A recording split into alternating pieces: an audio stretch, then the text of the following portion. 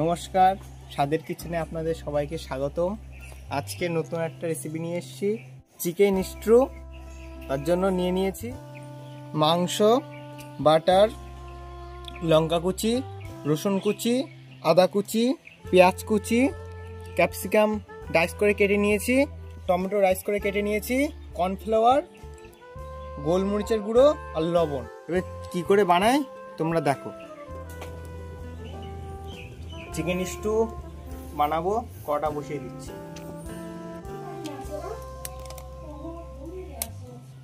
কড়াইতে করে বাটারটা দিয়ে দেবো। এটা গরম হয়ে গেছে, আদা কুচি দিয়ে দিলাম, রসুন কুচিটা দিয়ে দেবো। এবার একটু নাড়াচাড়া করে নেবো এটাকে।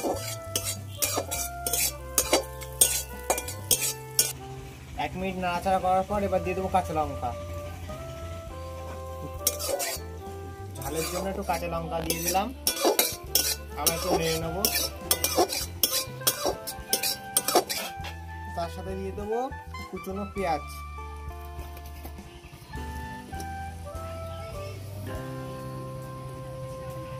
পেঁয়াজটা বাদামি কালার হয়ে গেছে। ক্যাপসিকাম গুলো দিয়ে দেবো ডাইস করে কাটা।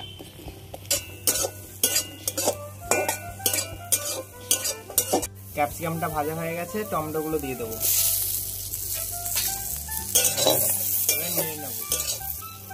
টমেটো গুলো ভাজা হয়ে গেছে, এবারে মাংসগুলো ভাজা করে নেব।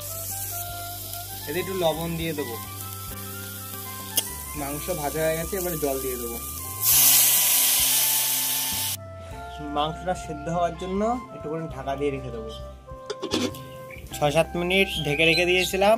মাংসটা সিদ্ধ হয়ে গেছে, দেখে নেব। সিদ্ধ হয়ে গেছে আমার চিকেন স্টু, হয়ে গেছে। এবারে গোলমরিচ দিয়ে নামিয়ে নেব।